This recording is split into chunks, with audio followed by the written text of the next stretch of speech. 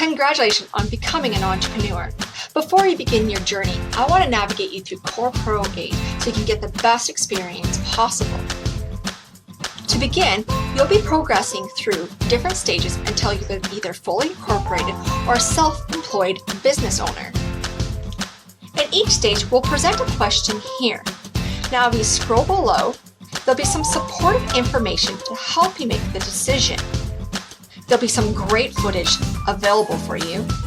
And in the event that you need some additional resources, click on the deep dive section here. Now, once you've completed the CorePro8 experience, the document will be available to show all the information about your company and dates when to file the necessary taxes. This paper is also very useful when presenting it to your bookkeeper or accountant.